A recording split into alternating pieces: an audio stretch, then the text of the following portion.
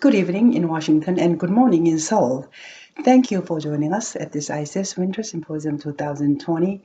I'm Shinja Kim, President and Chair of ICAS. I welcome all of you to this uncommon opportunity hosting the Honorable Yong Thae of South Korea. Yong is an incumbent National Assemblyman of South Korea representing the Gangnam district of Seoul. He's a defector from North Korea, a former diplomat as North Korea's deputy ambassador to the United Kingdom prior to his defecting to South Korea with his family in 2016. And this year, he was elected as a National Assembly in the 2020 South Korea legislative election as the member of the People's Power Party. National Assemblyman Thae, born and raised in North Korea and as one of the highest-ranking government officials of North Korea ever to defect, he is one of the most knowledgeable persons about North Korea. And we are fortunate to have him as a special guest speaker at this ICAS platform, along with many of our distinguished ICAS fellows joining us in the discussions. So let's welcome them with a big round of applause. Thank you. Okay. Now, Congressman Thae, are you ready? Before you start, I want to make one statement. ICAS is not an agent of any government, any foreign principles and foreign power. And there is no foreign funds involved in the ICAS operation, including this one. Thank you. Okay, Congressman, it's your shot. Thank you. Okay. Good morning. It's great pleasure to have this event with ICAS, and I really, have great expectations of our discussions this morning, according to Seoul time. I think I would like to tell that it is very important period in the situation on the peninsula. First of all, a few months ago in October, Kim Jong-un has shown that the increase of his nuclear capability from the side of North Korea, and also in the past few months, it was one of very intense situation between North and South. North Korea has demolished North and South liaison offices. North Korean Army killed and burned the South Korean fishery, official. But on the meanwhile, from the South Korean side, there is a continuation of adoption of new laws, something like the ban of anti-leaflets against North Korea. The past few days ago, the NIS, the law, to transfer the power of NIS, to catch spies in South Korea. So the inter-Korean relations are getting very intense.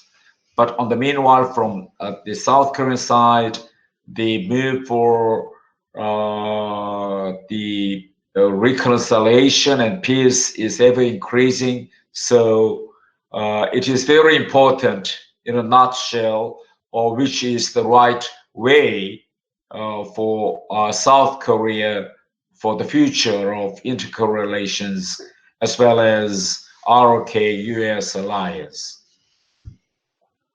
Very good. Do you have some slides prepared?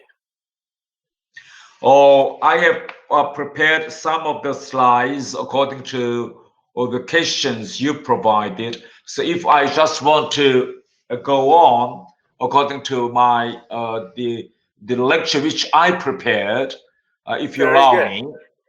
Very good. Please go ahead. Okay.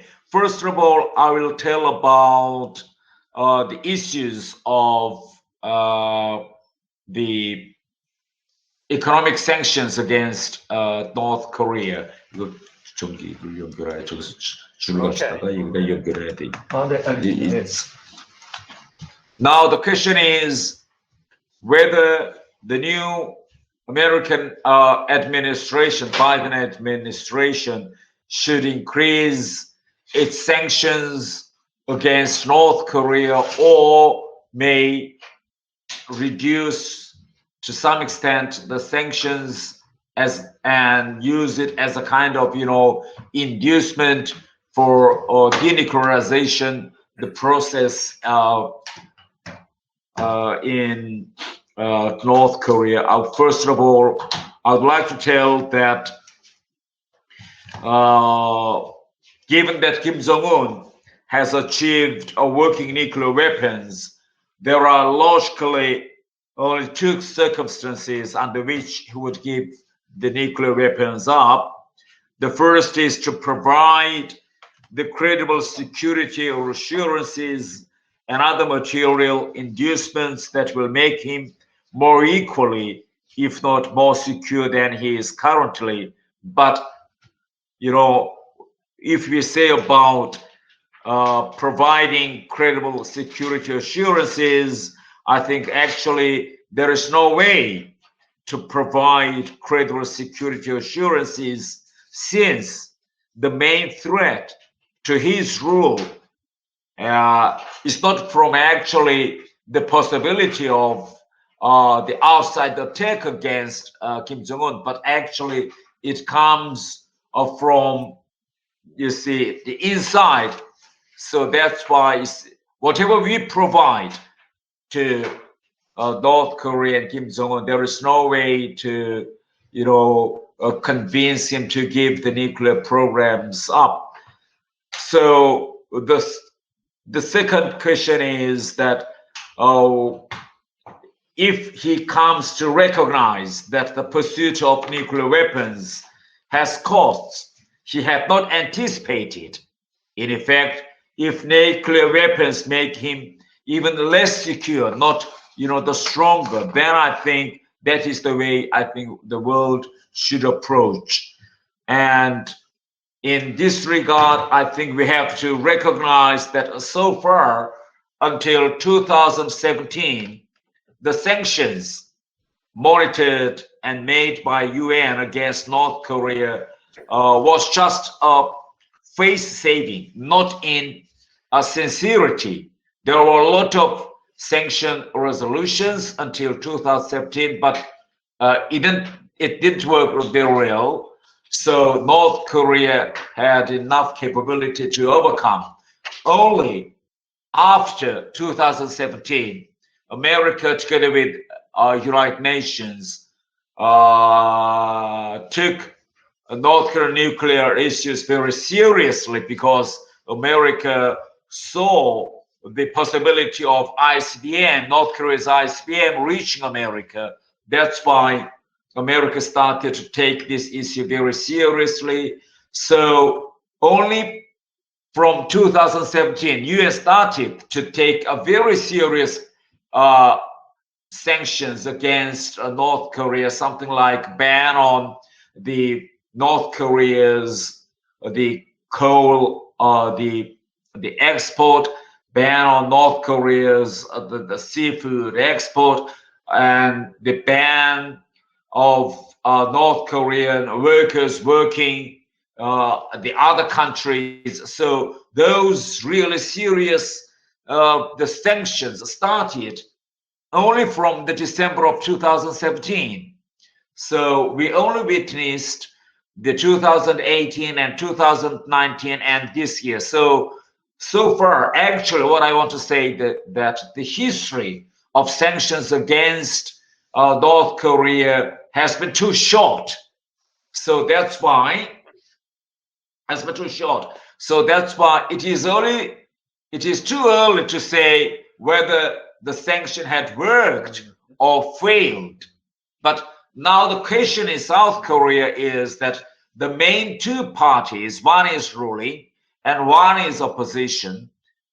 These main two parties, together with the government, are colluding each other what would be the next move. So, for instance, the government of South Korea, together with its ruling, are advocating the early lifting of sanctions in order to induce North Korea back to the dialogue table, while the opposition party where I'm belonging to, are opposing the early the lifting of sanctions. So these two political forces in South Korea are now, quarreling each other. What would be the next the move? And I want to say about the UN sanctions. The sanctions by UN from 2017 is not purposed to threat the survival of North Korea. That is very important. It is purposed, to check the development of North Korea, not the survival of North Korea. There is a great misunderstanding in the world that the UN sanction is purposed to threat North Korea's survival. That is wrong. So I think we have to question whether the current UN sanction is enough is enough to kill the survival of North Korea. That is the first question. The second one is Chinese factor. I think whether the UN, together with the United States, are doing enough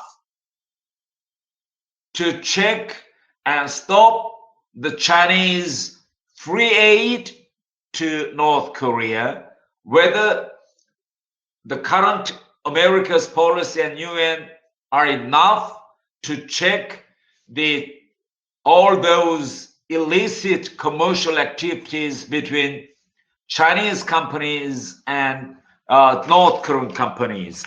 According to the recent the report by the American institution ICAS, and also according to the recent report by the UN sanction panel, so far the cases of violation of UN sanctions now are reaching around 250 violations are listed. That's why on the 8th of December, American Treasury Department now listed the 6 more companies in the list of additional sanctions.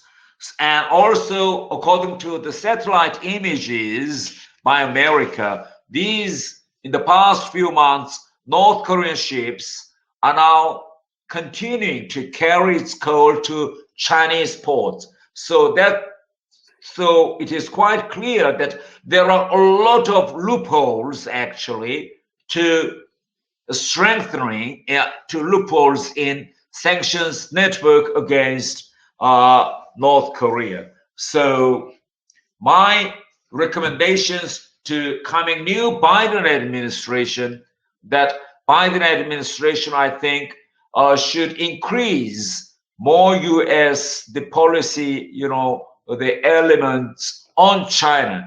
The new American administration should ask more towards Chinese government to carry out its obligation, which China has promised when they agreed the new sanctions in 2017. Thank you very much, Congressman. And is that the end of your keynote remarks? Or you have some more to talk about before Q&A starts? All right, yes. And about the second thing about the human rights, the issues on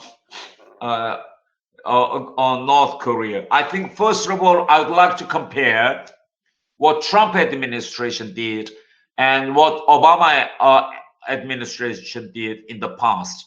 Of course, it looks that there are similarities in this regard on human rights policy by these two American administrations. Obama administration emphasized a lot about North Korea's human rights, the issues. President Obama signed the North Korean Human Rights Act, and also Trump did. But the point is that Obama administration appointed the human rights ambassador, North Korean human rights ambassador Robert King. So there was a kind of, driving force and also the machine inside the US administration, which continued this human rights campaign against North Korea.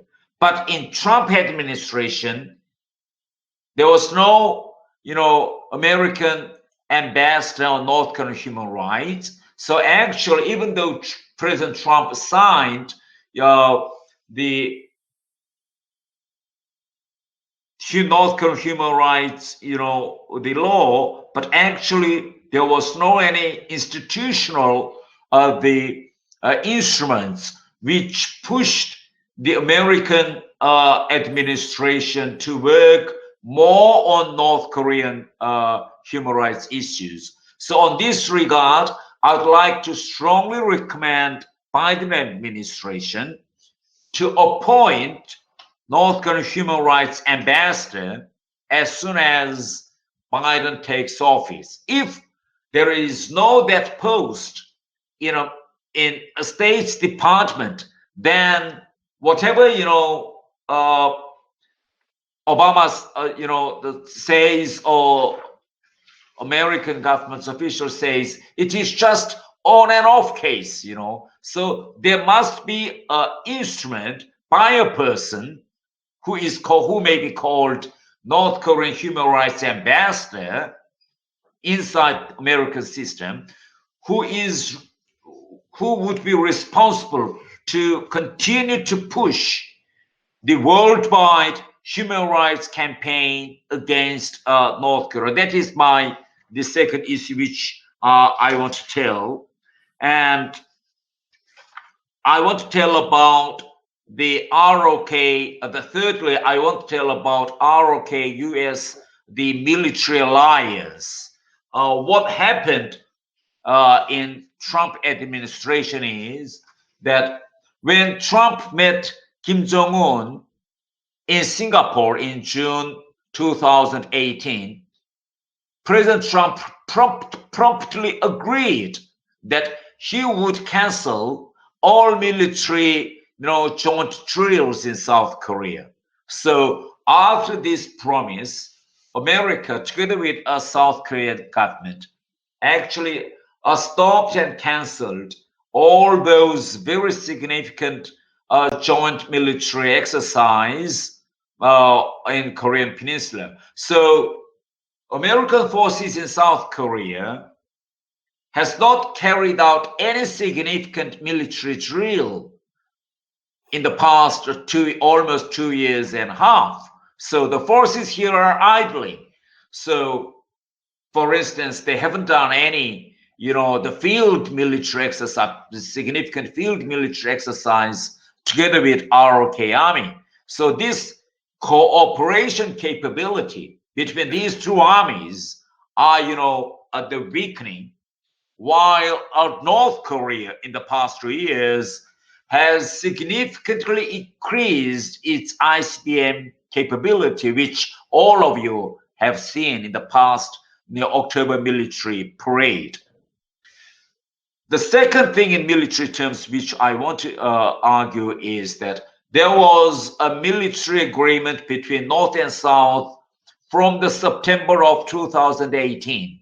So in the past 2 years, there was no significant military the exercise along the military demarcation line, and also there was no any significant air the coverage around 20 and 40 kilometers along the military demarcation line.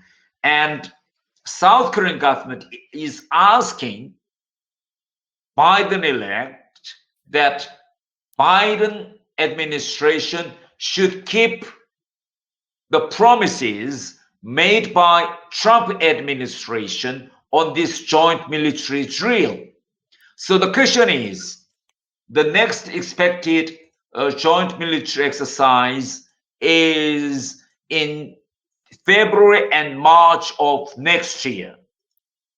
This could be served as a kind of, litmus towards North Korea. So if Biden, wanted to strengthen the military alliance with the ROK, then he should resume this key resolve joint military exercise, which is expected in the coming February and March. If Biden wants to continue the President Trump's track on these issues, then I think it would be the third, the year for ROK and U.S. military, the alliance. So there is a very strong, complaints by American generals and soldiers here in South Korea, because now if Biden continues to this track, then American forces together in South, especially the field forces in South Korea, are getting useless because they don't do any exercise together with ROK army. So what is the merit of American field forces in South Korea if there is no any joint drill between the two forces? So I want to strongly advise Biden administration to resume the necessary ROK US joint, the field, the military exercise. If not, if American forces do not carry out this normal exercise in even 2021, then there is no point for American, field forces staying in South Korea, because the military without training, without exercise, is the useless. And what I want to tell the next is the current the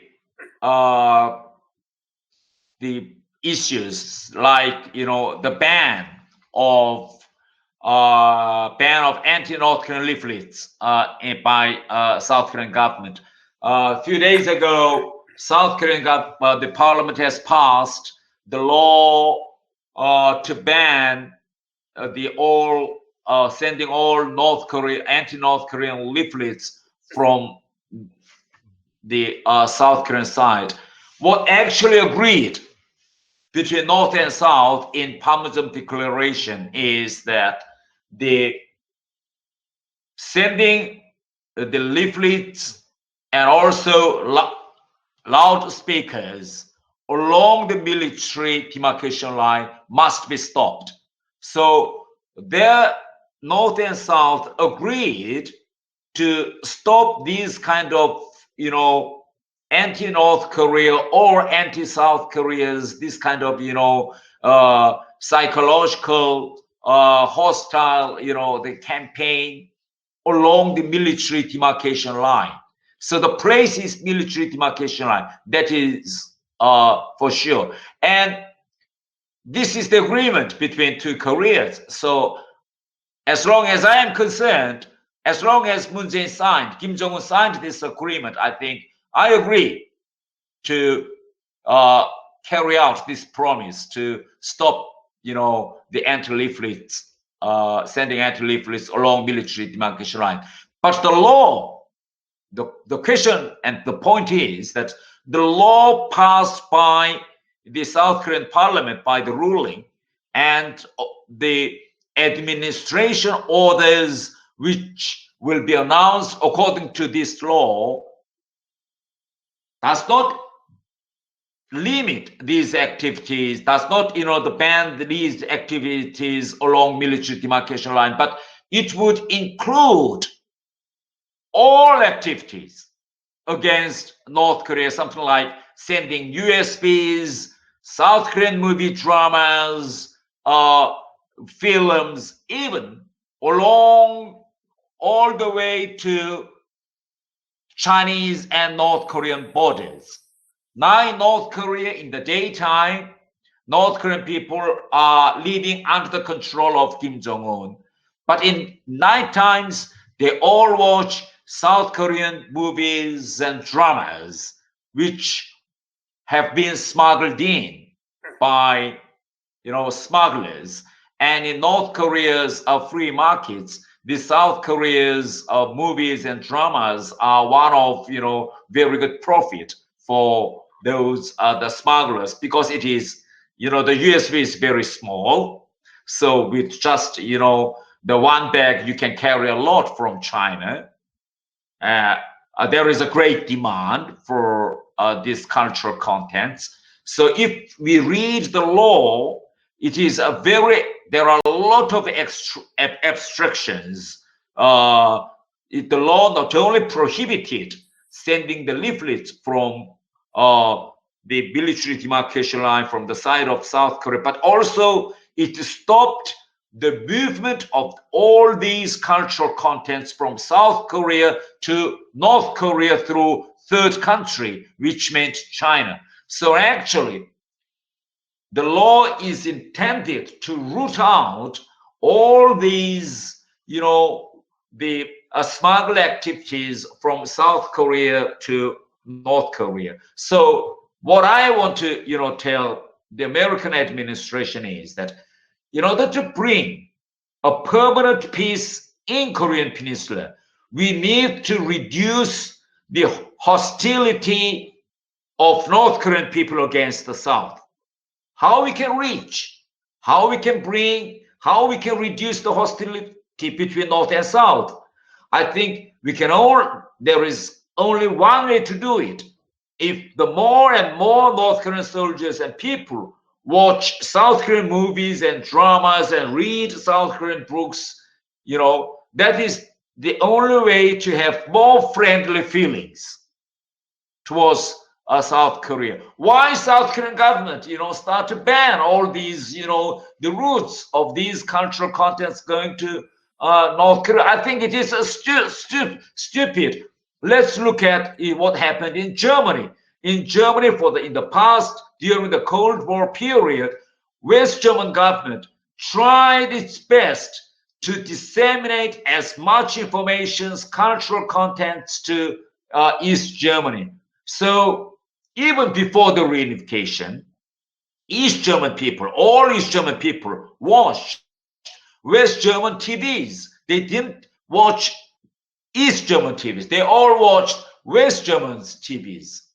The programs they like most from West German TVs are the advertisements, So actually that was the way to reduce the hostilities.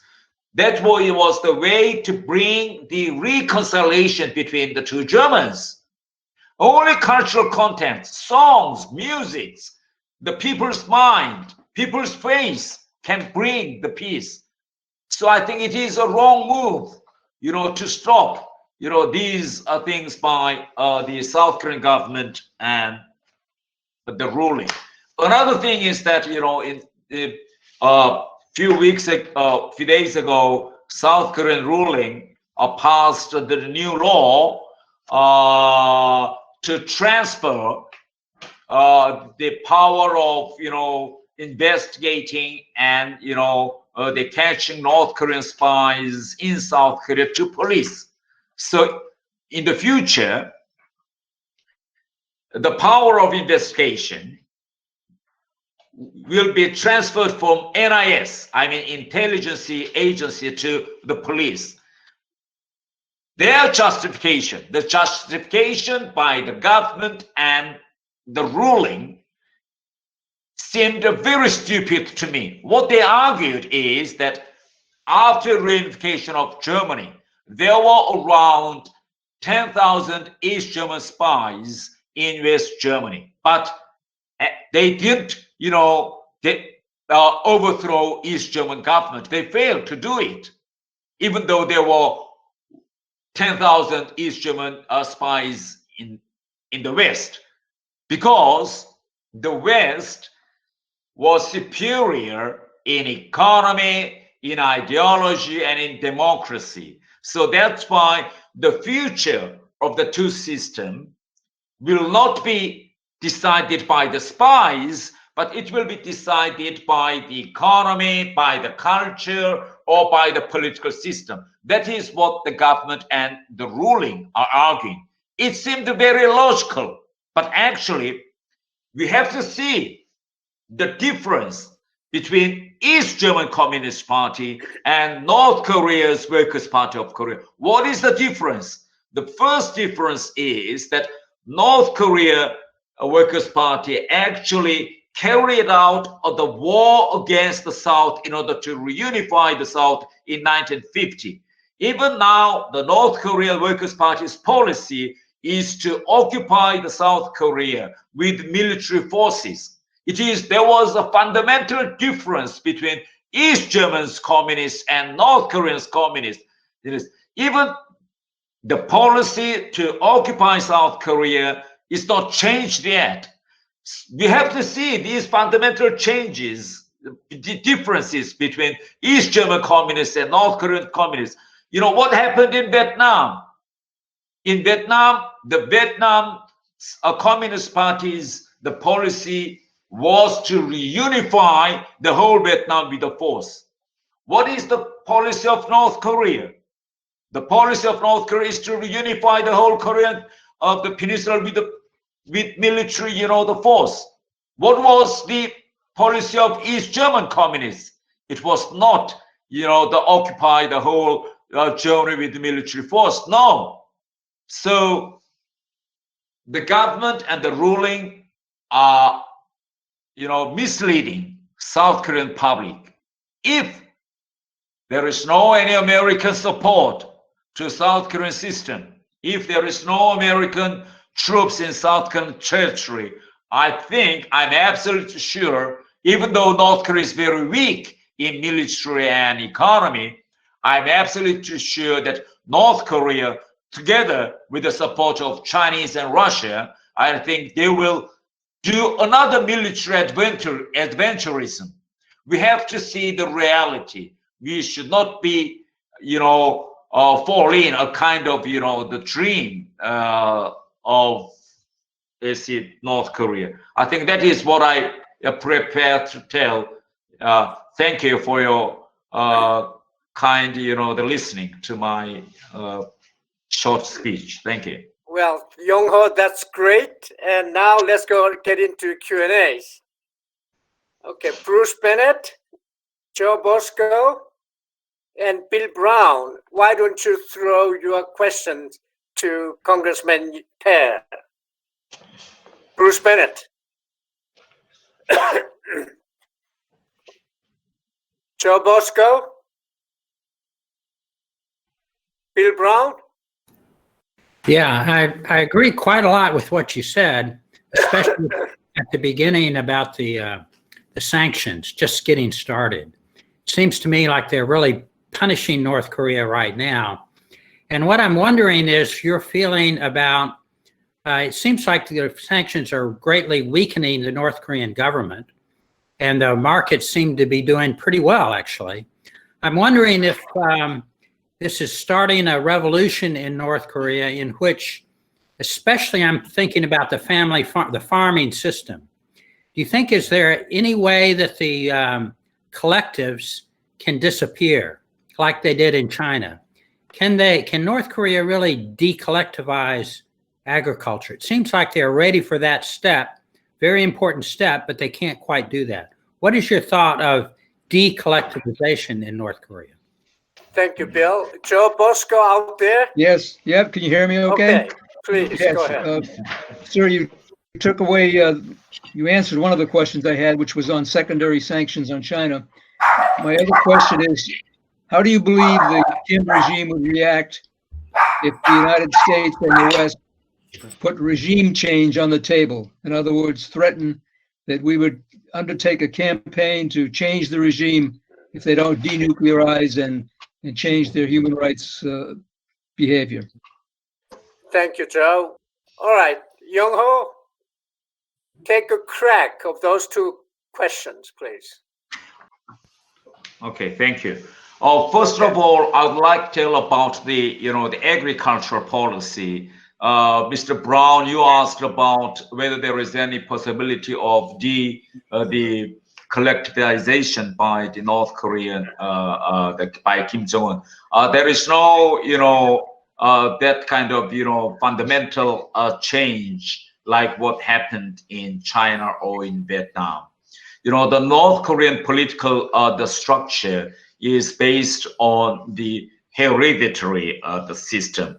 Kim Jong-un was only possible in position by relying on the shadows of his grandfather and his father.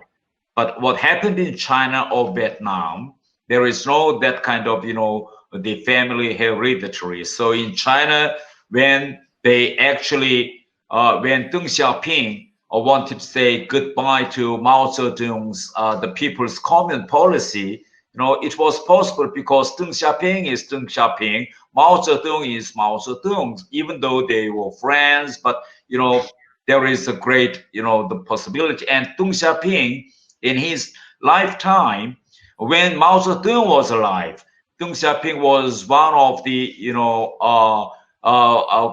criticize of Mao Zedong's People's Common policy. So it is quite natural that Deng Xiaoping can easily depart from Chinese of the Communist Party's original policy of People's Common in Vietnam as well. Even though those basic policies was made by Ho Chi Minh, but because there is no that kind of family handover, so it is based on collective leadership system. That's why the party, communist parties in Vietnam and China can be very flexible, to adopt very practical and reasonable policies. But what is going on in North Korea is quite different because Kim Jong-un is now continuing to brainwashing his people that he is the only legitimate successor of the cause of his grandfather and father. So the current North Korea's agricultural policy is actually set forth by his grandfather, the Kim Il-sung. So of course there can be a very little or fundamental changes in the agricultural policies, but not fundamental. What is the recent change in the farming policy is that now Kim Jong-un actually has delivered more power to the managers of the cooperative the farms, since the government cannot provide enough fertilizers or oils to run the collective farms. So actually now the managers of the collective farms, they can store certain amount of their agricultural outputs in order to buy fertilizers or the oils for the next year's the farming. So they have more autonomy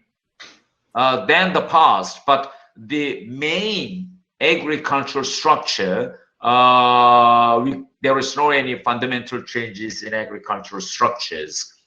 And for the regime change, Mr. Boris, about your question of regime change, now what Kim Jong-un strongly now believes in, and together with his elite group, is that regime change. This means that the outside intervention.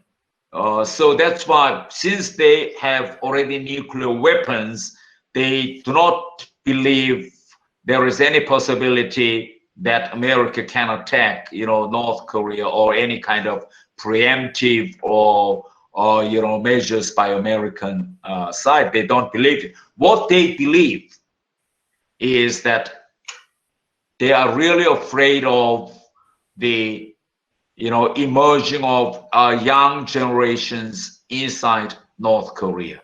If we read the recent Rodong Sinmun, North Korea's official newspaper, there are a lot of articles which tell this kind of,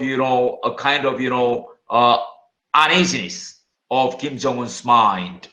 For instance, quite recently, North Korea carried an article that there is going on unseen war inside North Korea. So what is unseen war? The war against the dissemination of outside idea and cultural the contents. On the week before the last, North Korea's legislative body passed a new law to totally ban the importing or smuggling of outside cultural contents and the ideas. They totally, legally banned it. Of course, structurally, they banned it from their first, the birth, but the constitution, official constitution of North Korea actually, guaranteed the freedom of speech, but the party did not allow. So there is a contradiction between constitution and the party line. But now, the week before the last, North Korean parliament officially passed a law that they would not allow any outside cultural contents or ideas. So they are really afraid of the regime change by the outside forces, but they are afraid of the regime change from the inside by young generations. There is a great fundamental generation gap inside North Korea. For instance, for millennials, the generations who were grown up in a kind of new environment where the free and capitalist, the markets were flourishing. Young millennials are the generations who were grown up in a kind of, atmosphere where so-called socialist welfare system totally, they collapsed. According to their textbooks, they were taught North Korea is free medical care system, but when they go to the hospitals, it is not free anymore. Doctors always want money or whatever. According to the book, North Korea is free pension system, but in reality, it is not a pension system anymore. Their parents, the pension is 600 won per month if their parents served around 30 years in the government. What can you do with 600 won in North Korea? In North Korea, 1 kilo of rice is over 8,000. What can you do with 600 money? So the whole system, the collapse. So young generation, new millennials do not believe in the current system. For instance, let's go back to education. In middle school, in the morning, lesson 1 in history, revolutionary history, the class, the teachers teach the students that America are sworn enemy of North Korea. But in lesson 2, computer lesson, the teacher teach students about Windows system and Microsoft. Who is Bill Gates, So even the education is contradictory each other, even in the same, the curriculum. So the most of young generations in North Korea, most of them have, notebooks or desktops, the notels, whatever. So, and now there are 400, 4 million cell phones in North Korea. So even inside North Korea, IT technology is developing. Young generations are more demanding these outside information. So that is why the Kim Jong-un is very much afraid of this kind of, the growing demand for the outside ideological and cultural contents. That's why they strongly are asking South Korean government to root out the main, the source of these cultural contents from the part of South Korea. Thank you, Yong. Bruce Bennett? Yes. Yeah, go ahead, please. Sure. Back in 2012, it was reported that Kim Jong-un put together a new war plan that depended upon using nuclear weapons from the beginning of a conflict. What is being done in the National Assembly to start the process of protecting South Korea against North Korean nuclear weapon threats? Thank you, Bruce. Oh, very important question, good question. In 2012, when Kim Jong-un came into power, Kim Jong-un had a kind of misillusion about North Korean military. He traveled all along the military demarcation line. Excuse me, I'm back. Oh. Can I continue? Yes, please. Absolutely. Oh, Go yes. ahead. Yes. So before 2012, North Korea's so-called military, the policy was a kind of, it's a kind of, the rational development of all necessary military powers like field, air, marine, or whatever. But when Kim Jong-un visited all those military forces, he came to a conclusion that he cannot win South Korea with his conventional, forces because it was too outdated. There was no enough fuel to carry out conventional war against South Korea. So he decided in March of 2012 that the North Korea should invest all its necessary assets on nuclear missiles, not, the other conventional weapons. So that is called Byungjin, the policy. So from 2013, North Korea started to concentrate all its necessary, the possibilities on nuclear missiles, not the others. So I think to some extent, Kim Jong-un was very intelligent in choosing the selectivity, what should be the necessary of North Korea. So in the past, the 7 years, North Korea has dramatically developed its missile and nuclear the capabilities.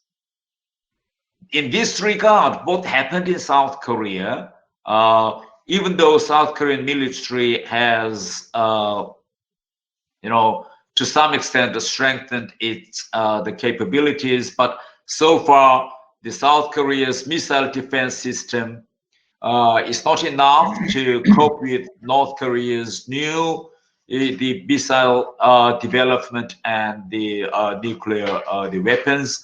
On the meanwhile, from the September of 2018, after inter-Korean agreement on the military field, South Korean army did not carry out any significant military exercise along the demarcation line. They stopped the most significant joint military drills with American forces. So that's why in the parliament, the opposition party, the People Power Party, strongly arguing that South Korea should, resume its necessary the military drills and also exercise together with the American forces. But the ruling and the government are arguing that the peace is more important. It is important to continue to keep the current, the peace situations. So that's why I think, to be honest, there is nothing the opposition can do inside RK Parliament to change the trend. And on the meanwhile, inside South Korean army, the current ruling and the government has raised the human rights of South Korean armies, which, for instance, they let South Korean armies, freely use the smartphones inside the army, started to reduce the service, demands of South Korean army. So all these peaceful, the policies, which I think to my extent actually weakening the South Korea's the military might. That is my concern. Thank you, Yong Ho. And Lamont Colucci out there. Lamont? Yep, I'm right here if you can hear me. Okay, go ahead, Lamont. Yeah, thank you very Go much. Okay. My question is, why do you think most academics, most policy-oriented people, whether you're looking or popular press, whether you're looking at the New York Times or whether you're looking at foreign affairs, they seem to be really obsessed with the symptoms of North Korea. You know, we're talking about some of them tonight, such as nuclear weapons and human rights, whereas really the problem seems to be the intrinsic characteristics of the regime. But we avoid that, right? Most people simply avoid that question, and they spend all of their time on one facet. And do you think there's a reason for that, or is it just it's easier to deal with a single thing like nuclear weapons or what have you than it is to look at the characteristics of the regime itself? First of all, I think what I want to tell about the North Korea's tactics of diplomacy to deal with those things. Let's say I just want to tell one the issues of human rights. For instance, if there is a very strong campaign of human rights led by America, let's just say, then in order to kill that kind of human rights move, North Korea always resort to something like nuclear tests or ICBMs, you know. Then when North Korea do this kind of things, then it may bring America's priority, you know, on nuclear issues, not on human rights issues. So it gave a very strong pressure on American administration to do something. So that's why American administration tend to focus on the talk with the North Korea. And North Korea's stance is very clear. If America wants to have a talk with North Korea, then they should discuss the human rights issues. So they make this kind of on-the-table deal. And America, so far, American government always agreed to do it because to American government, nuclear issue comes first. So that's why they take it down human rights case so that North Korea can cover up this human rights case with nuclear. That is the first thing. The second thing is that why North Korea continue to build this nuclear and this kind of hostility towards outside and even inside to his people, I mean Kim family. The point is that North Korean system actually is really a contradictory system. According to the North Korea's constitution, North Korea is republic. Republic means that the leader of North Korea must be elected through secret universal ballot. But actually, North Korea, Kim family, never did it. So that's why they have this kind of, you know, psychological kind of, you know, the burden to justify their 3 generations rule on North Korea, even though North Korea's constitution provides republic system. That is one thing. The another thing is that there are now around 5 prison camps in North Korea. According to the legal structure of North Korea, there is no, you know, any kind of law which justifies these 5 prison camps inside North Korea. What are the people inside these prison camps? Are they normal people? No. The people and families who are inside these prison camps are all the elite of North Korean system. They are not ordinary people. They are the people who used to be the army generals, who used to be the families of a party, you know, the VIPs. They are used to be the families of very important people. So let's say the most talented, intelligent army officers, generals, party cadres, writers, producers, whatever, they're all arrested and are kept in these prison camps if they are not shot. So that is another, the dilemma of Kim family. So that's why they are very sensitive on human rights issues, because if we have to remember that the first thing we should touch upon is the dismantlement of these prison camps inside North Korea. If the prison camps are dismantled and all these peoples are freed, all those political, the prisoners are freed, North Korean system cannot be maintained, because these are the people who used to be the leader of North Korea in the past decades. So they know how to administrate, how to rule, how to lead North Korea. So that's why I think that is one of the reasons the Kim Jong-un, Kim family cannot give up its intrinsic political structure of North Korea. Thank you, Yong-ho. Sean Creamer, are you there? Sean? Yes, sir, I am. Okay, go ahead, please. Yes, sir. I have a question, Assemblyman Thae. You have tremendous insight into the North Korean regime's very tight control mechanisms over the party, the state institutions, and the people. So Yes. in your opinion, what might cause the regime elites to abandon Kim Jong-un and the pathway North Korea has been on for decades? And with that, what should we monitor and watch out for in terms of infighting within the regime? Oh, first of all, I want to tell that only biological change can bring the fundamental change inside North Korea. Now Kim Jong-un is in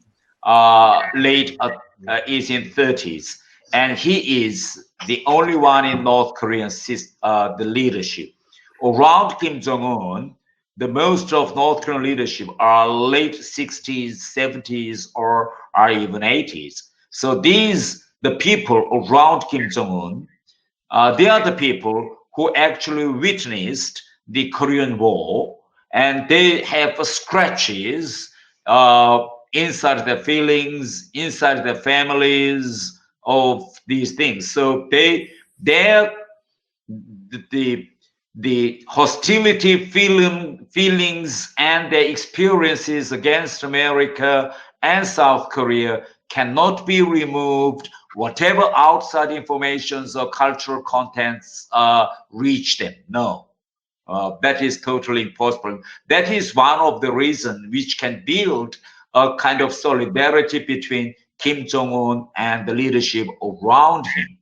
But how long can these people, continue to in the power? Because of the biological change, the Kim Jong-un may still in the power, but after 10 years, I think the people in 70s and 80s may be removed, or maybe fired or retired. So the gap between Kim Jong-un and the leadership around him, the people who are in every sectors of North Korean power, can be, is getting, the shorter and shorter. The age gap now between Kim Jong-un and the people in the power now is around 30 years. But when it gets down to 20 years, 10 years, or maybe same age, the people with Kim Jong-un. Kim Jong-un was born in 80s. The people who were born in North Korea in 80s, they have quite different mentalities. They have quite different approach of the society. They were the ones who have seen so-called the peak of North Korean system. So I think that is why I think the time is on our side. So we have to prove to Kim and his leadership that as long as Kim Jong-un stays on current nuclear policy, as long as Kim Jong-un stays on current political and economic policy, there would be no prosperity. We should continue to prove to young generations So the young generations must have another second thoughts. What would be the next? Thank you, Yong. Inbom Chan, are you there? Yes, sir. So I just want to say I appreciate Assemblyman Thae for his efforts and his fight for freedom and democracy on the Korean Peninsula. I thought I'd never be able, I would never need to say that, but I find myself more and more in a situation where I find democracy threatened here on the southern side of the Korean Peninsula. So I just wanted to make three comments. Number one, regime change in North Korea, we should not try to do with 2,000-pound bombs. Information is their weakness, and if we send in information, true information, I think that will really just be able to lead to regime change. And that's why, North Korea is so afraid of the balloons and other information trickling into North Korea. The second and third thing is my plea to Assemblyman Thae. Since you are an assemblyman, I would ask you to look into two things. Number one is the consistent attack on the United Nations command that is occurring on the Korean Peninsula.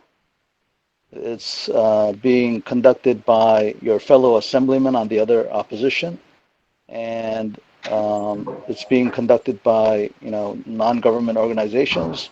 Their message is very simple and it's untrue.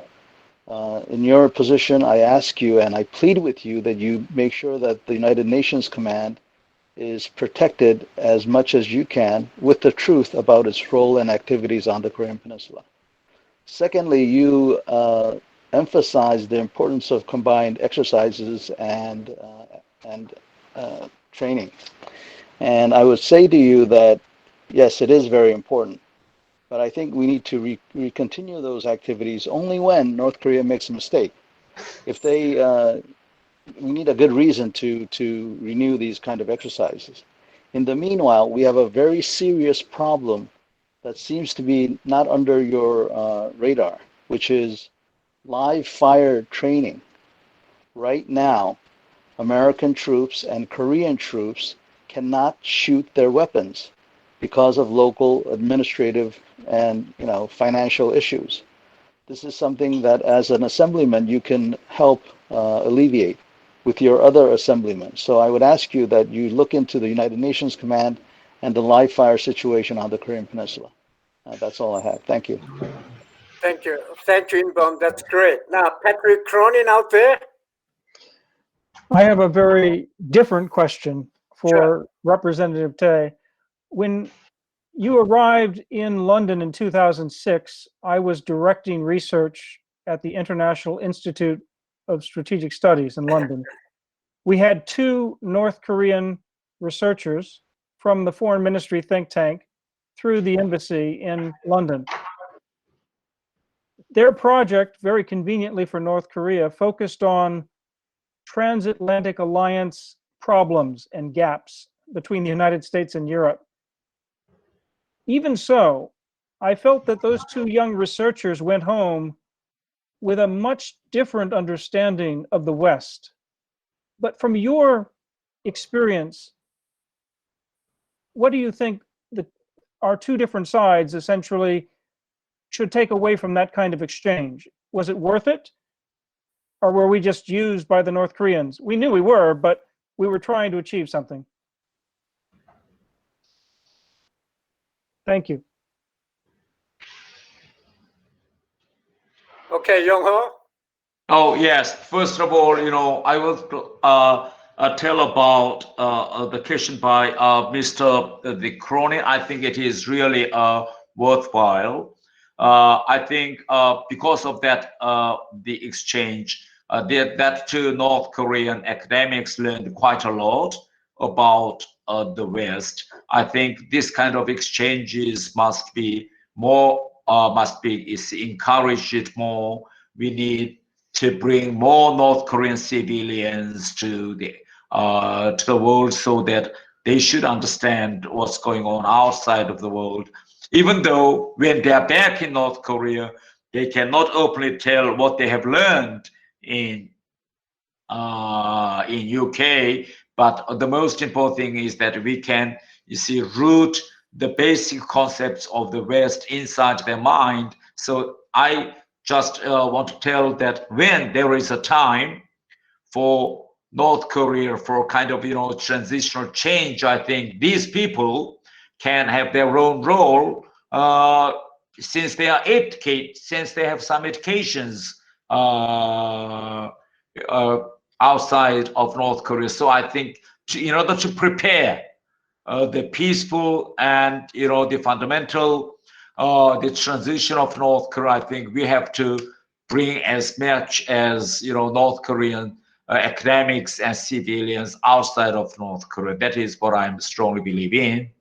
And I really do agree with those, you know, the plea by General John in Bomb, because I think some of you have seen the recent South Korean drama, Sudden, you know, the Fall in Love. This is very famous, and not only in South Korea, but also in Japan. I visited American forces here a few weeks ago because American GIs also watch that drama. And they asked me whether it is true or not what they have seen in the drama. Something like, in the drama, the North Korean army officer used tank batteries in order to watch South Korean dramas in his family. He used tank batteries in order to give the electricity to his son for university preparation of these things. So he asked me whether it is true. How, you know, army officer can take tank battery out from his tanks to give electricity for the use of electricity inside his family. So I told him, yes, this is one of very popular inside North Korean army, because there is no electricity, enough electricity. That's why American army, North Korean army officers use these tank batteries, you know, for their family consumption. And another thing is the American soldiers asked whether it is true that North Korean army watch South Korean dramas and the movies. So I said that yes, there is a fundamental difference between the current North Korean army and the North Korean army 10 or 20 years ago along military demarcation line. Now the North Korean soldiers along the demarcation line is in late of teens and early of 20s. These generations are the ones who watched South Korean movies and dramas when they were young. So they are already accustomed to South Korean languages. So in the past, when South Korean loudspeakers along military demarcation line opened their speakings, North Korean army felt very difficult to understand because the dialect and tunes, the languages were a little different. But now the North Korean army, they are the ones who grown up with South Korean cultures, movies, and dramas, so they can very easily understand what the loudspeakers along military demarcation line are saying. That's why when Kim Jong-un first met, you know, Moon Jae-in, he asked, stop these, you know, loudspeakers along demarcation line, you know.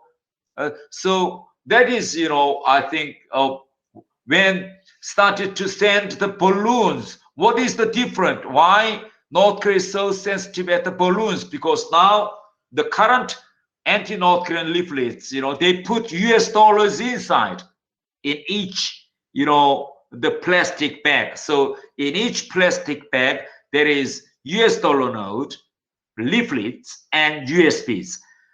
It cannot reach far, but at least it can reach all the military units along the demarcation line. So what is going on when these leaflets dropped?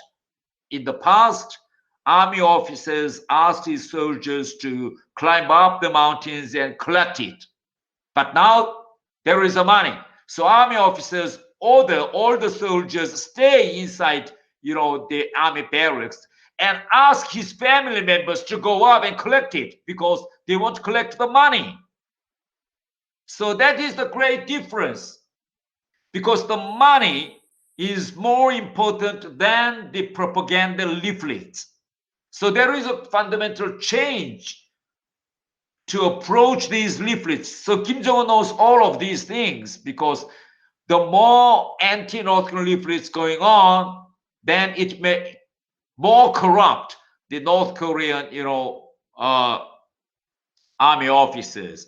For instance, let's say if 100 balloons were dropped, North Korean army along the demarcation line collect 100 leaflets, but when they report to their superiors, they say they only collected 50. So 50%, half of the balloons, they do not report because the money is inside there. So that is one of the reasons why Kim Jong-un and Kim Yo-jong are so, against of these balloon activity. It can it can corrupt the whole army. About the UN, command in South Korea, as General Chonimbo mentioned, is that you are quite right that when Kim Jong-un met President Moon Jae-in, he asked to adopt the end of war declaration before the end of 2018.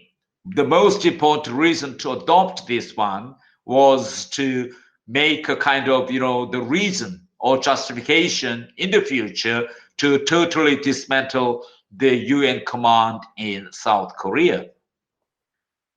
So I think, and on these issues, China and Russia strongly support the issue of dismantling of UN command in South Korea.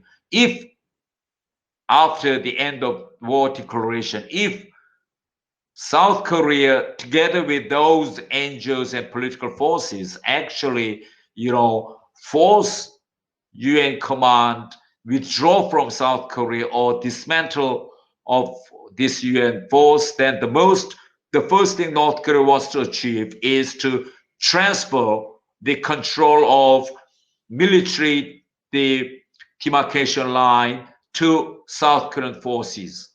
Even though now, actually, practically, South Korean forces now are controlling this military demarcation line, DMZ, but actually, legally, this belt, along Korean Peninsula from west to east, actually legally belong to the control of UN force.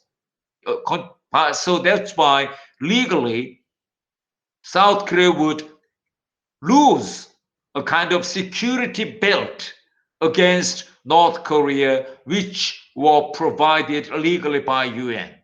So I think it is really a wrong,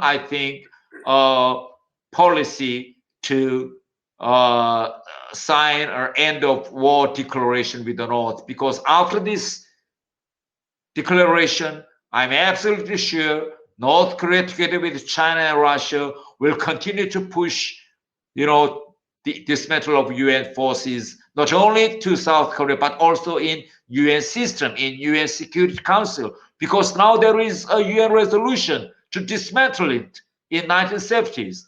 In 1970s, Russia, together with China, they passed this resolution in UN to dismantle, to dissolve this UN command in South Korea. Thank you very much, Yong Ho. Sue Kim, are you there? Sue Kim? Yeah, I'm still here. Okay, go ahead. I'm wondering if I could ask a different question than the one that I had posed. This has to do with the rise of North Korea resorting to, I guess, new media when it comes to propaganda. So we're seeing a lot of North Korean propaganda through YouTube, also propaganda, not propaganda, but North Korean defectors or escapees also resorting to YouTube to sort of broadcast and to talk about their experiences about their lives in North Korea. I'm wondering, though, there's a lot, of course, of this real fake news that's coming out from North Korea, and we seem to be really softening our stance, or what's acceptable when it comes to information that's coming out from the North. I'm wondering, what can we do as Korea watchers, or even resorting more to using North Korean escapees as the counter to North Korean propaganda efforts? But are there any options or solutions that we could try to again, to sort of reset the table in terms of countering North Korea's propaganda efforts? And do you also feel like, from your observations, serving for the North Korean government, and also now, that perhaps we have sort of loosened I guess we've sort of kind of put our guards down when it comes to dealing with North Korea from the cultural soft power aspect? Because we see the video of, let's say, Una, and I think the perception, especially among younger generations, is that it's just a very fascinating topic. So there's this softening normalization view of North Korea that I think is very dangerous, also in the short term, but also in the long term. Thank you, Sue. Okay, Yong-ho, it's yours. Oh yes, I think one of the changes after Kim Jong-un in North Korea's propaganda work is they are using more internet in propaganda activities. For instance, Kim Jong-un was educated in Switzerland. That's why he knows quite well about the merit of internet system. I spent 3 days and a half together with Kim Jong-chol, the brother of Kim Jong-un, in London. Kim Jong-chol, he is just the genius in using internet. The first thing he do in the hotel is to look up in the internet and find out everything he needs. For instance, he was mad with Eric Clapton, and he got all the informations. He actually follow all the Eric Clapton's activities, concerts through the internet. So I'm absolutely sure that every day Kim Jong-un, Kim Yo-jong, or Kim Jong-chol, these top North Korean the leaders, they are the most the frequent users of internet system. So that's why when Kim Jong-un came into power, he asked all the ministries of North Korea to open a homepage. Of course, the server of the homepage in Shenyang, not inside North Korea. So now, not only the foreign ministry, but the other ministries, traveling agencies, they started to run the homepages. And Kim Jong-un also wanted to use internet as a kind of propaganda of domestic propaganda system. So, for instance, now there are around maybe, let's say, 50,000 North Koreans overseas. Most of them are workers, businessmen, or diplomats. What happened is that North Korea made its own tablet, which can be used to read Rodong Sinmun every day. Rodong Sinmun is now put in PDF. So they even encourage North Koreans overseas to read their own propaganda, the content through internet. So more and more North Korean people are used to use these internet systems, I think. So that's why more and more North Korean propaganda work are using these internet, are producing more internet contents. As you see, Suki Kim, you mentioned, they are putting more contents on YouTube. And these days, young girls appear on YouTube, tell about Pyongyang city, the shops, the restaurants, and they put it on the YouTube, I think. So that's why they started a kind of new, the internet, I think, propaganda campaign. I think it's good. I think it's good. Whatever contents they put it on, I think it will make more and more North Koreans working on internet, So I think that is one of the positive things we should encourage. And also, there are more and more North Korean, defectors in South Korea.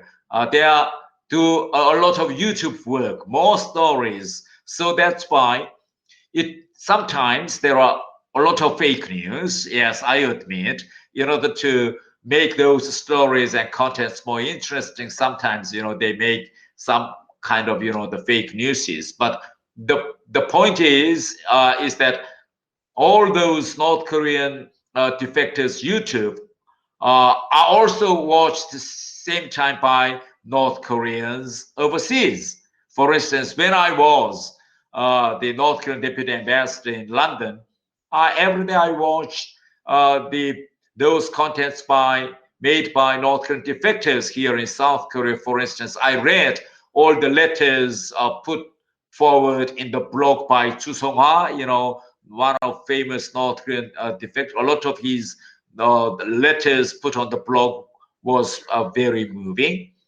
I followed the Channel A's e-manga program by North Korean defectors because I thought it was very interesting. So what I want to tell is that all North Korean, the diplomats and the people working overseas, they actually watch the contents made by North Korean defectors, even though some of them true, some of them the false. So I think this kind of propaganda, the campaign between the two, North Korean defectors and North Korea itself, I think it is positive things. More and more people in North Korea can learn about YouTube and internet.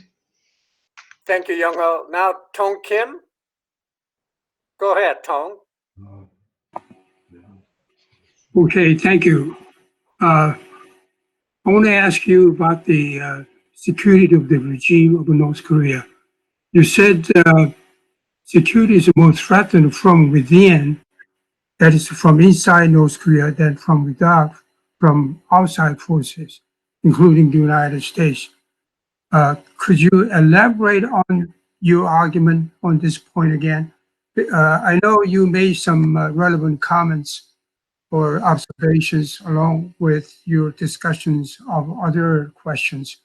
And my second part of the question is, do you think Kim Jong-un will use his nuclear weapons?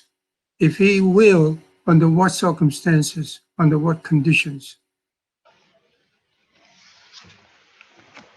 Yes, first of all, about the recent new, the threat inside North Korea. I think if we read North Korea's official, the media, the contents, we can see there are a lot of fundamental, the changes, even we compare with the last year.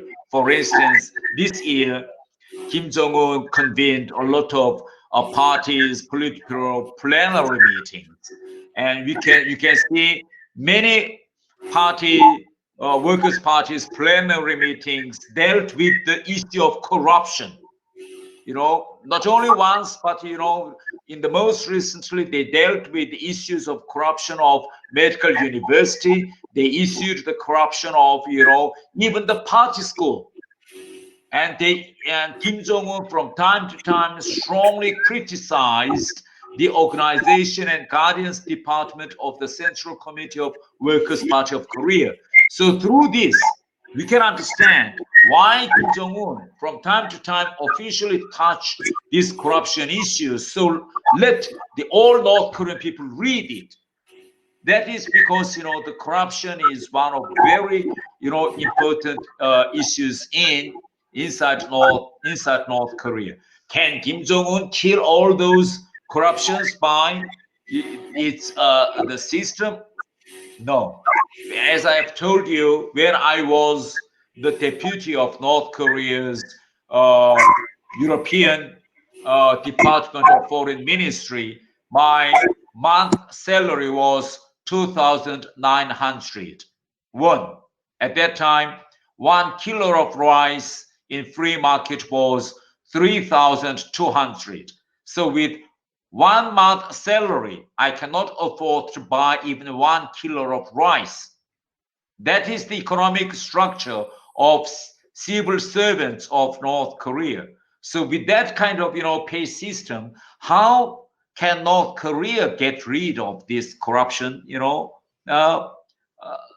this situation? If Kim Jong-un was to kill this corruption, this structure, then he should follow what Chinese or Vietnam Communist Party did. They raised actually the real salary system of the civil servants of party cadres. But because of the economy, Kim Jong-un cannot, provide those, the enough, the living, the salary for North Korea's civil servant system. That is, I think, very important thing. The second thing I think we have to see that this year, Kim Jong-un changed its economic policy couple of times. That is really unprecedented in the history.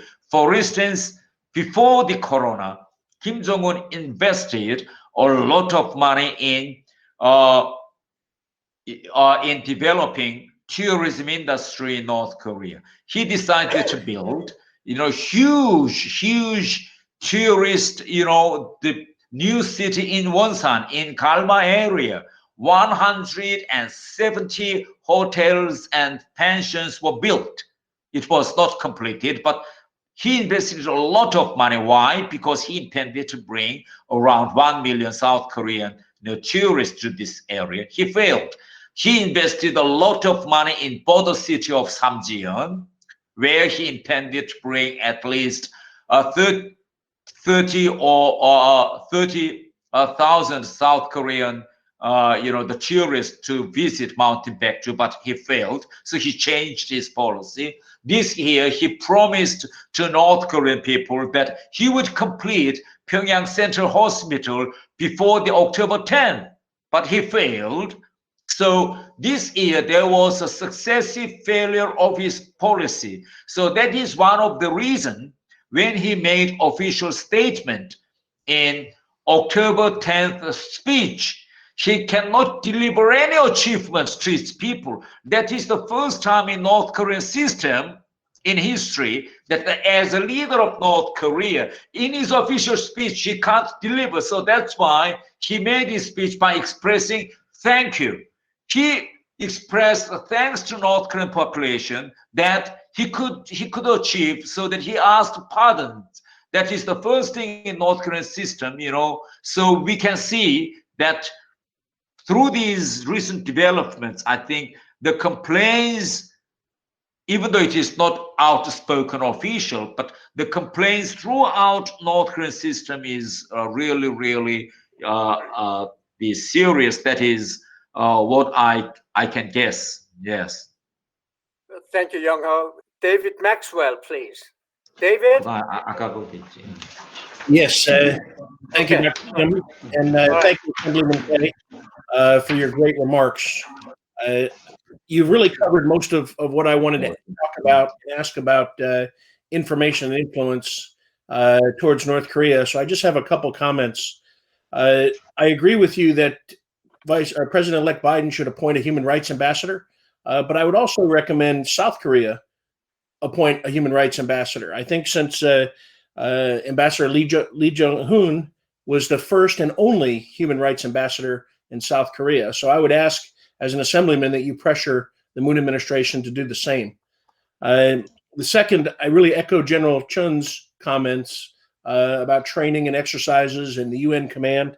But I would add one thing, that the Iraq and U.S. Combined Forces Command must conduct theater-level exercises in order to progress with the OPCON transition process. If there are not high-level exercises that are well executed, the OPCON transition process is going to stall.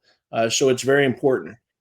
The last thing on information, and you've touched on so much, so I just want to make a recommendation. And you've really illustrated the importance of information from escapees from North Korea like yourself. And I would recommend that you in the Assembly work with your counterparts in the U.S. Congress to really drive the establishment of a Korea Defector Information Institute. I think we need a holistic approach that capitalizes on the expertise of people like yourself and all the other escapees in order to really shape the right themes and messages and the right methods of transmission so that we can target the elite, we can target the second tier leadership, and we can target the general population in order to prepare ultimately for unification and a united Republic of Korea. So I would really recommend that you work with your American counterparts in Congress to really drive both administrations to focus on information. And I really respect the challenge now with the Moon administration and the new Kim Yo-jong law prohibiting information, which of course I think we all must work to counter. Thank you for your great remarks. I really appreciate everything that you've told us and everything that you do. Thank you, David. Okay. Yong, go ahead.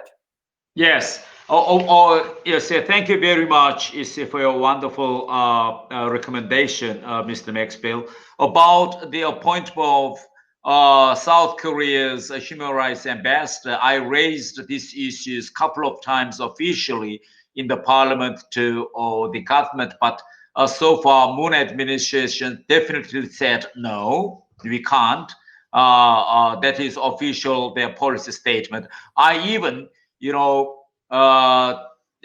enacted a kind of new human rights law. In that law, I said that I strongly proposed that the appointment of North Korean human rights ambassador must be legally guaranteed. But my new, draft of the law was not even passed in subcommittee of the parliament because the ruling has majority.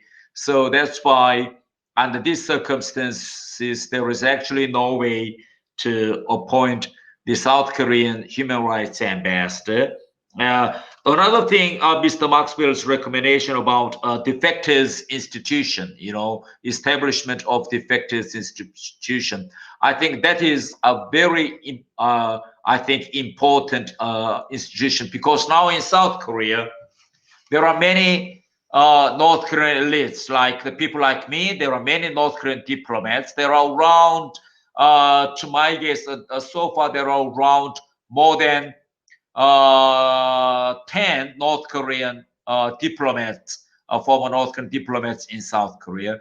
There are around more than 5 or 6 former North Korean spies or former North Korean, the intelligence officers in South Korea. There are around, I think, more than 20 very high level of North Korean former army officers. There is even North Korean prosecutors. So actually we have all kinds of, North Korean, the occupation group in such North Korea. So it is my dream to organize a kind of institutions where we can invite these former North Korean elites to do their own studies, whatever. But the question is money. Who can fund, the institution? Of course, the current South Korean government will not fund it. And in order to fund, I think we need huge financial support or grant. So I'm not of course, there is American institution which is called NED, but I'm not quite sure whether NED can fund to run this kind of, academic institution, which could be consisted of around 10 or 15 very important former North Korean elites. I'm not quite sure. Yes, thank you. Thank you, Yong. Tara O. Tara? Yes. Okay. I have Okay, to go ahead. do the mic. Okay. Thank you, Tae-Young 의원님. I actually recently saw you during a filibuster. I think you were speaking for about 10 hours straight. So you have a lot of energy. And that was, of course, to try to prevent the passage of the amendment to the NIS Act and others. But I actually came in the middle of you telling a story. It's a human story. It's a love story about this woman in Germany. And Yes, this man bring it wasn't home. sure if I had to go back to North Korea. And it's and the reason. So I was wondering if you can retell the story for this audience, partially because I didn't hear the whole thing, but also because it shows how important it is to not forget the people who were abducted or detained in North Korea against their will. And by that, I'm talking about Hwang In-cheol's father. Of course, he was abducted back in, was it 70s or 60s in the airline. So it'll be him and his crew. Also, the South Korean POWs who were never returned. And, there's a belief that there are still some that are alive, although they're very old. So, Moon Cho is one of the South Korean NGOs who's working on that. But still, I think the raising awareness of this issue and not forgetting, I think that is important. So, but let me just mention one more group. I think isn't there like 5 or 6 South Koreans currently held in North Korea? So Yes. again, in the spirit of remembering them, I was wondering if you can sort of tell us that love story that I think a lot of people will find very interesting. Yes. You see, well, the reason why I told that kind of love stories in my filibuster is that the argument between the ruling and opposition on this matter is that the government and ruling continue to say that it is useless campaign to raise this kind of the reunion or this kind of human rights issues to North Korea. They say it is useless. It can only anger the North Korean leadership. So it has nothing to do with the peace. That is the argument by the government and the ruling. But my argument is no, because if we read what happened in North Korea, the more we pressure North Korea, actually, we can see some of the significant positive changes. If we compare the governments of America and Germany and Vietnam together with the governments of Romania or the other governments with the same abduction, the cases, we can see the fundamental different, the cases. American case, very well. If one American is detained, then all Americans, are saying former American presidents even, flew to North Korea to release them. So there is no doubt that. Let's see what happened to Germany. So that is the reason I said about the Renat Hong's the story. Hundreds of German the ladies married to North Korean men in 50s and 60s, and they were officially forcibly separated, and many of them wanted to meet their husbands, but in East German period they couldn't. But when Germany is reunited, they asked the German government to realize their dreams. So German government continued to raise these issues. Why North Korean government refused to, these meetings between these separated husbands and wives and children, especially Renat Hong was one of them. Germans even threatened, because in Berlin there is the very big North Korean buildings, and now one of these buildings are on the rent. So North Korea wants to get some financial benefit from it. So German governments continue to use. If you do not realize this single case of this family reunion, these kind of your activities will be the threat will be in danger or whatever. So at last North Korea accepted. So Renat Hong traveled to North Korea to meet his her former husband. So this is the direct proof that if the government continue to pressure on, then North Korea is accepted. I said about Vietnam case, the Vietnam young man who studied in North Korea in 60s, he fell in love with North Korean lady. In the past 30 years, he asked Vietnam government to make this reunion again and again and again.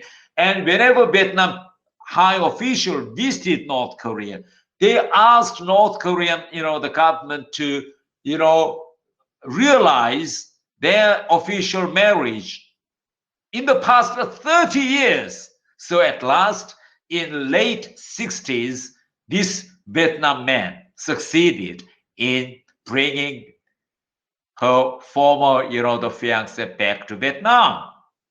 In the past 30 years, North Korea said she died, she is married, she did not want to meet her former boyfriend or whatever, all those false stories. But Vietnam government continued to say, no, we just want to meet her and we want to listen to her real story directly, not by the government, in the past 30 years. So at last, North Korea, let her meet her former boyfriend. And now she went back to Vietnam. She's in Vietnam now, joined her former, boyfriend in 30 years struggle. So the point is that we should continue to raise these issues again and again and again. And if we continue to raise these issues, we can achieve it. I criticized very strongly about the Romanian government. Now there is an embassy in Romania and there is an embassy in Pyongyang. We can see quite different approach between Romanian government and German government. Romanian ambassador there raised their, lady obstruction case just one or twice. And when North Korea strongly protested about raising these issues, Romanian government did not continue to raise these issues. That's why, even though the nephews of this Romanian lady, the lady died, but she left two sons. The two sons are now in North Korean movies, and they are North Korean the movie stars. So all the North Korean people know it. They are just open guys, but Romanian ambassador even did not succeed in meeting these two Romanian, the boys. So I strongly recommended the Romanian government, that why they raise these issues as strongly as Germans did. Why South Korea did not raise these issues when they meet Kim Jong-un? Why Moon Jae-in raised? Because let free those NBC former journalists abducted in 1960s by Carl instead. So I think continuation of raising these issues can make change of North Korea. That is my argument. Thank you. Richard White. Yes, Richard? Yes, I may take one last question because I have another party meeting from 11 o'clock in the parliament, so I have to now leave my desk. Sure. Richard White, please. Sure, go ahead, and I'll make this general so you can play with it as you wish. What would be the 2 or 3 steps that either the new U.S. Congress or the National Assembly in Korea could take that you think would best improve relations in future years? Okay. Yes, I think now one of the serious issues inside the Korean Assembly is ban on anti-North Korean leaflets case, and the second one is the issues of adopting the end of war declaration. This is the main issues. The first one, the law is already passed. The second issue of end of war declaration is on the table. It's on the track. So what I want to strongly recommend US Congress that if North Korea does not make any significant move in denuclearization of North Korea, then I think American Congress should not agree on the adoption of end of war declaration with the North Korea. That is very important. If South Korea is really serious in adopting that kind of declaration, and I think they should at least put a kind of very important clause in that resolution. First is that North Korea should agree to remove nuclear status from its constitution and party charter. That is very important because according to North Korea's legal system, North Korea is nuclear power. So if North Korea is really serious in denuclearization, then they should remove the clause of nuclear status from constitution. That is the first thing. The second thing, if end of war declaration is adopted, then North Korea should agree to the principle of listing all its nuclear inventories. That is the most important. Second. The third one is that North Korea should agree the principle of investigation of those nuclear denuclearization process. These are the three important, I think, principles. Even though North Korea agreed to these principles, the nuclear weapons are still at their hands. There is no change actually inside their nuclear weapon. This is just, a kind of, the announcement or commitments by word. But if so far North Korea refused to even to make this kind of, the wordings of the promises, I think this is the very three important steps we should, go through. Thank you very much, Congressman Thae. And let me make two quick statements. Yong Kim, the Congresswoman-elect, sends you best regards, and her letter will be posted on our website. And also on January the 4th, 2021, ICAS will host the General Abram of the UNC, CFC, and USFK. And General Abrams will be our guest on January the 4th. All of you will receive our invitation. With this, thank you very much, Congressman Yong Thae. We appreciate it. All these records will be posted on the internet. Thank you very much, ladies and gentlemen. Thank you. Thank you.